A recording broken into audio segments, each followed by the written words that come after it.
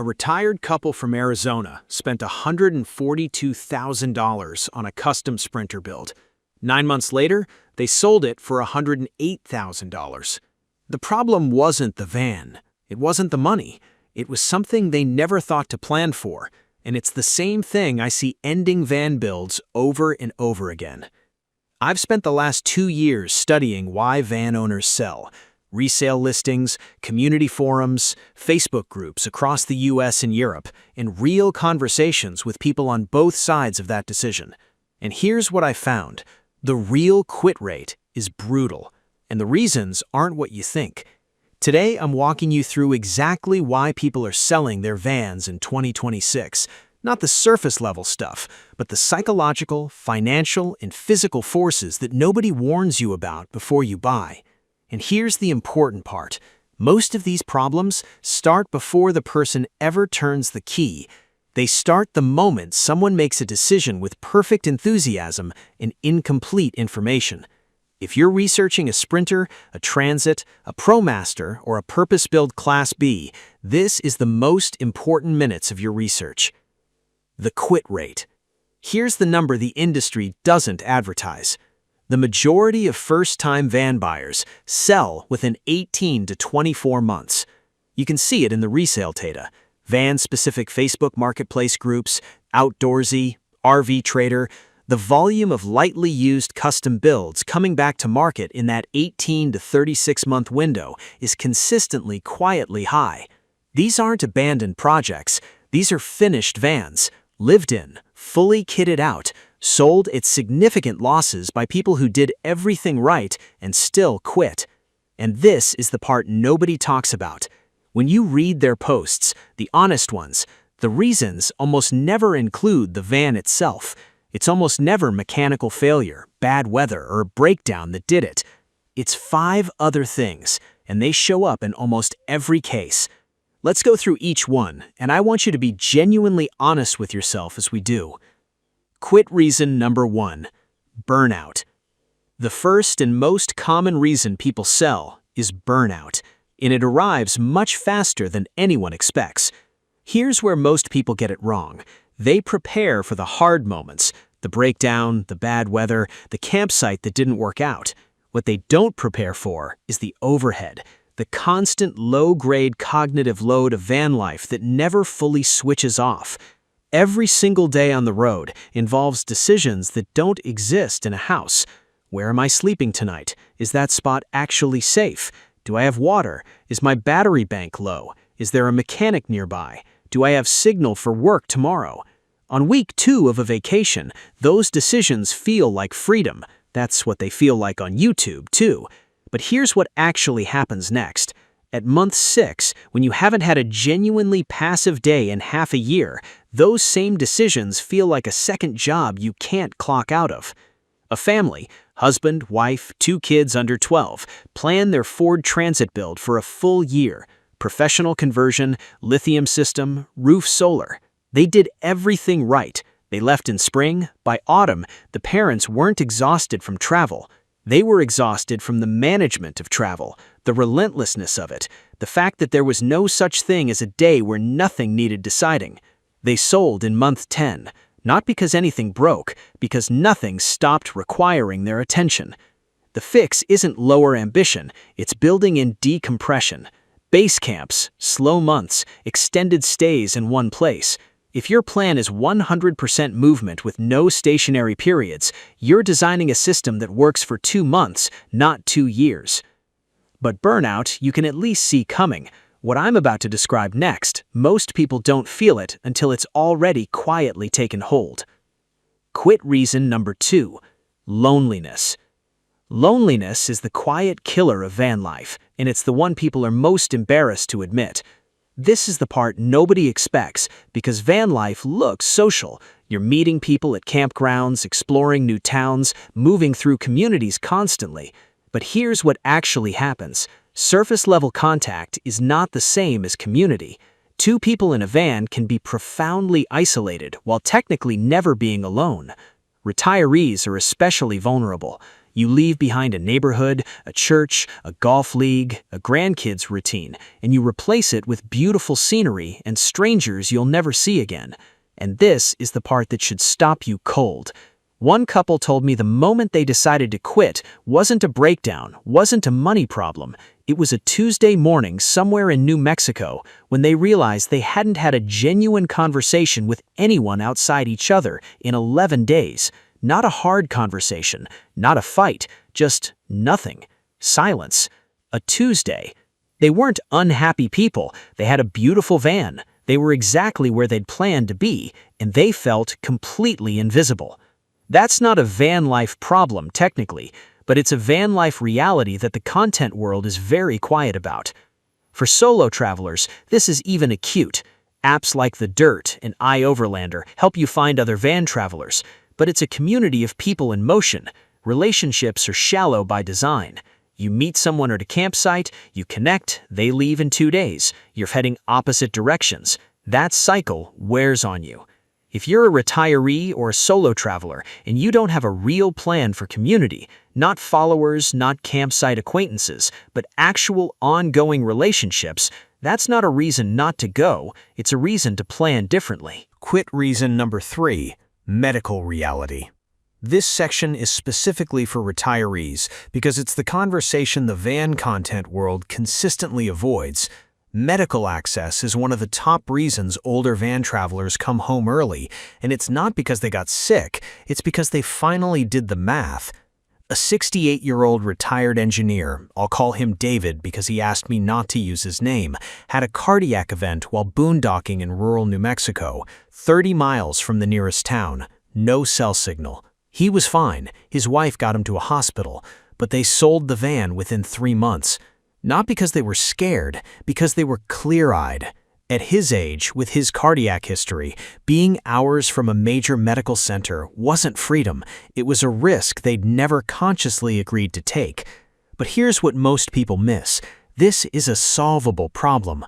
The most successful full-timing retirees I've seen don't avoid remote areas. They build their routes around proximity to medical centers. They stay within 45 minutes of urgent care when they need to. They plan the scenic remote stretches for when they're feeling strong, and they build in urban base camps around medical checkups. That's not compromise. That's the version of this that actually lasts. Now here's the one that surprises people most, because it's not a health problem, it's not an emotional one, and it shows up silently in your bank account long before you notice it. Quit reason number 4, the cost nobody budgets for. Everyone budgets for fuel, insurance, and campsite fees. Those aren't the problem.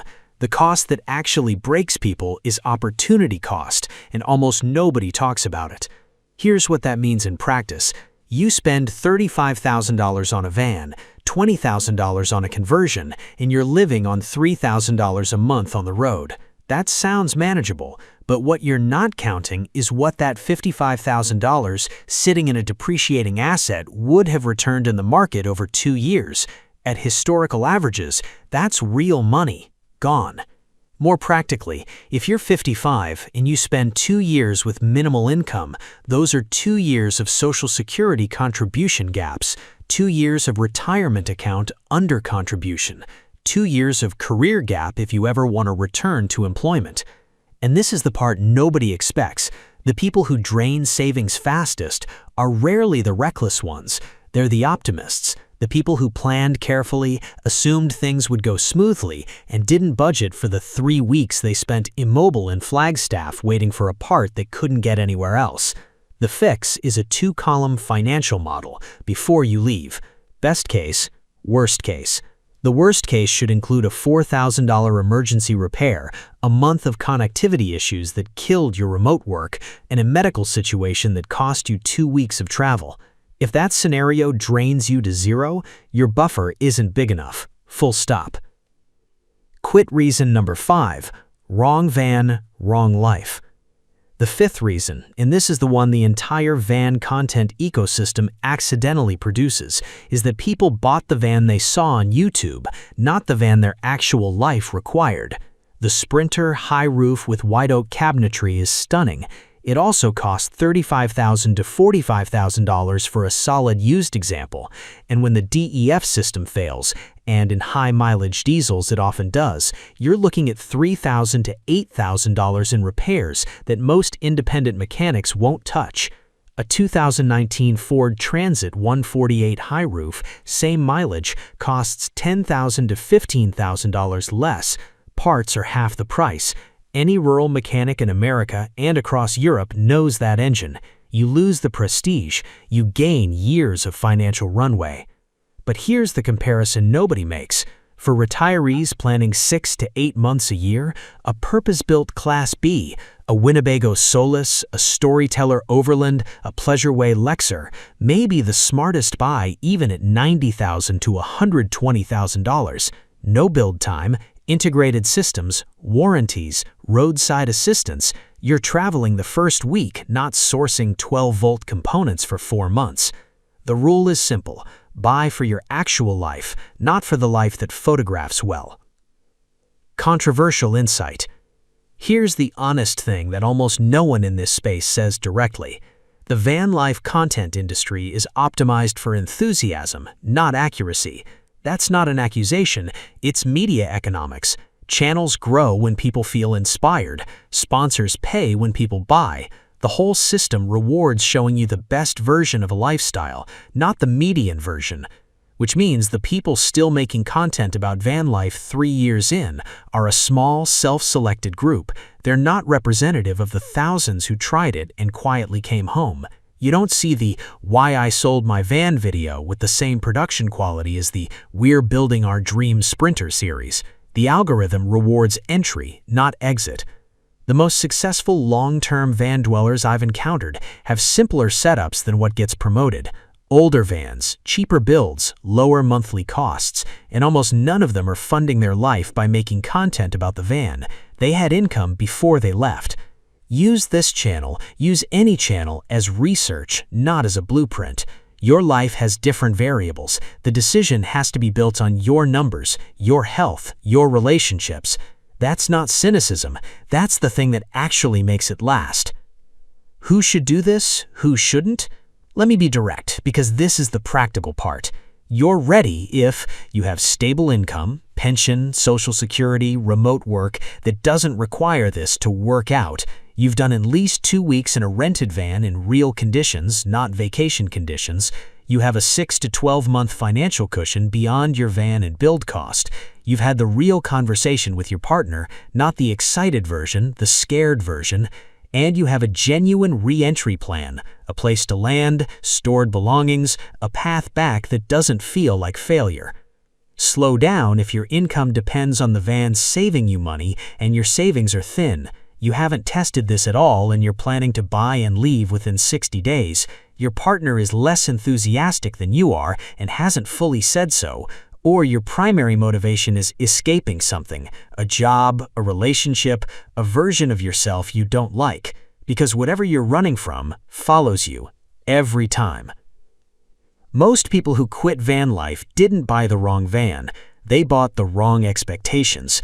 They expected freedom and got logistics. They expected community and got beautiful isolation. They expected a clean break from stress and got a different, lower-grade, constant version of it instead. And here's the truth that should actually stick with you. No amount of solar panels, lithium batteries, or expensive upgrades can fix that, because it was never a hardware problem. The people who thrive aren't the most enthusiastic, they're the most prepared. They went in knowing what the hard parts were going to be before the hard parts arrived. They built a real financial model. They tested it honestly. They went in with enough runway to figure it out before the money ran out. So here's my final word on this, and I'm not going to soften it. If this video made you less excited about van life, good. That means you're finally seeing it clearly, and seeing it clearly is the only thing that gives you a real shot at making it work. Van life doesn't fail people. Poor decisions made with perfect enthusiasm do. I want to know where you are in this. Specifically, are you still researching? Have you already bought and you're second-guessing yourself? Or are you a year or two in and you've worked through the hard stuff and found what actually works? Drop it in the comments, because the most useful thing in this section isn't my opinion, it's real experience from people who've actually lived it. And if you're still deciding on the van itself, I'm breaking down Transit versus Sprinter versus ProMaster for 2026, not which one looks better, which one is actually smarter for your specific situation.